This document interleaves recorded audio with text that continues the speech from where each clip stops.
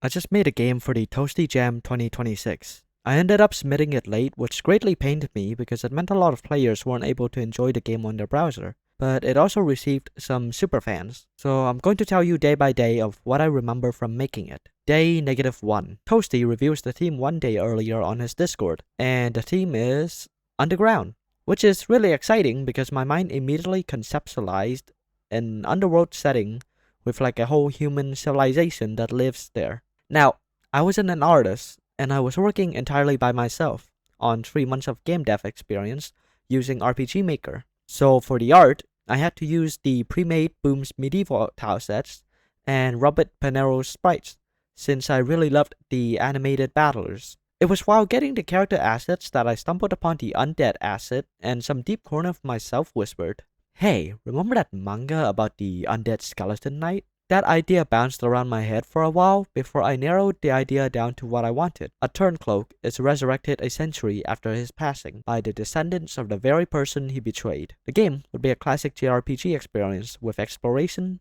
puzzle, and lore scattered around. After drafting a rough script and brainstorming the narrative arc, I then head off to bed. The next day, the jam officially began. I organized all of my folders in caution of having all my assets deleted. You'll see why this didn't work later. And then got started. I built out the first map, and then upon seeing someone in the Discord server make a title screen, got distracted and spent the next 4 hours making my own. Finally, I implemented as far as I got in the script. Also, during this time, I promised my audience to buy daily uploads, so the next day, I had to concern myself with recording and editing the devlogs, which in retrospect, was not the brightest idea to be doing during a game jam. Now about the gameplay loop that I mentioned before, there was a problem with the lore and story bits with the world. It needed heavy, extensive work. I was currently soft world building. It wasn't in a setting that I had already built out before, so I had no lore bits to work with and scrapped that entire idea and replaced it with just some chests lying around for you to loot. I also hadn't mentioned this before,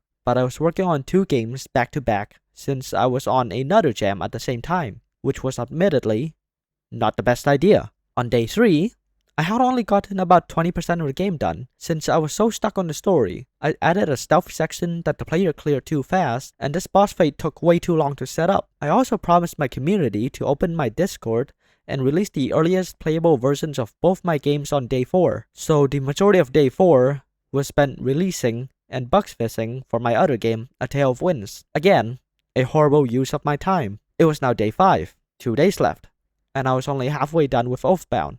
I had to get the story finished or the game would be garbage. My aim was to have the game be at least narratively memorable by the end of the jam. This is where my notes end because I was crunching the last 2 days. But I built out this massive hub area and learned a lot more eventing, rushed through the last half of my story in the remaining 32-ish hours and submitted.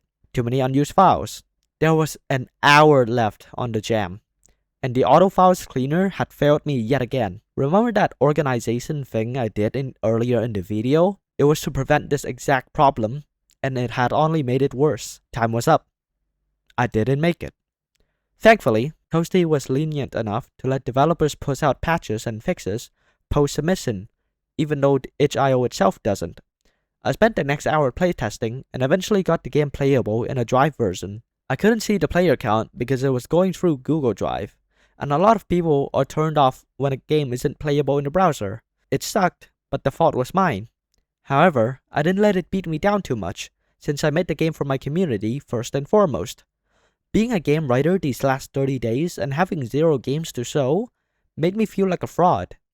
So now that I have 2 games out, regardless of what state it's in, I'm happy. I can proudly show off to anyone who comes by that yes, I am a writer through and through and not just a yapper. I also met so many amazing people on the Toasty Jam game Discord, and a lot of them really like my game and also really like theirs. In the next 6 days, from the 16th when the script was written, I'm joining the Game Maker's Toolkit with an artist, a programmer, and a composer who can cover up for my weaknesses while I can focus on creating a compelling narrative. Subscribe and join my Discord if you want to turn in for that journey. Also, if you want to know the actual narrative process of how I made Oathbound, do let me know in the comments. I excluded it because I thought it would have been uninteresting. Thank you for watching, and bye bye.